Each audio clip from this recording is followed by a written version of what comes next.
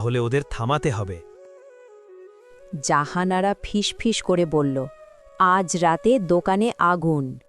আও, আমার দোকান! ঝড়ের শব্দে তার এ কি মা, কালকের ডাল আর আজও পান্তা? ঝিলিক চোখে জল নিয়ে বলল।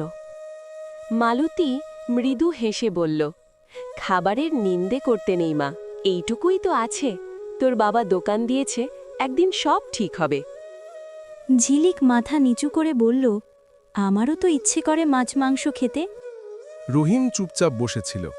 হঠাৎ উঠে বলল, দোষ আমার, আমি পারিনি তোদের ভালোভাবে রাখতে। ঝিলিক দৌড়ে এসে বাবাকে জড়িয়ে ধরল। বাবা, আমি আর কখনো খাবার চাইব না। মালতী নিজের থালা সরিয়ে রাখল। আমার খিদে নেই। রহিম জানত ওটা মিথ্যে। অন্য পাশে করিম আর তার স্ত্রী জাহারারা দূর থেকে সব দেখছিল। দেখেছ, ওরা দোকান দিয়েছে, এইভাবে চললে একদিন আমাদের থেকেও ধনী হয়ে যাবে।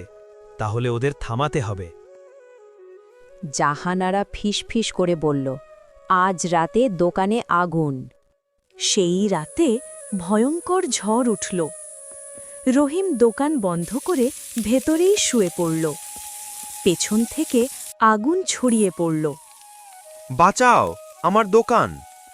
ঝড়ের শব্দে তার চিৎকার কেউ শুনল না। আগুনে পড়ে রহিম মারাত্মক আহত হল। বৃষ্টিতে আগুন নিভলেও তার শরীরের একপাশ প্যারালাইজড হয়ে গেল। হাসপাতালে ডাক্তার বলল, অনেক টাকার দরকার। মালতী কাঁদতে কাঁদতে বলল, আমাদের আর কিছু নেই। ঝিলিক বলল, মা, আমাদের গরু সোনালিটা বিক্রি করে দাও। সেই দিন তাদের শেষ সম্বলও চলে গেল। রহিম শয্যাশায়ী, মালতী কাজ করে।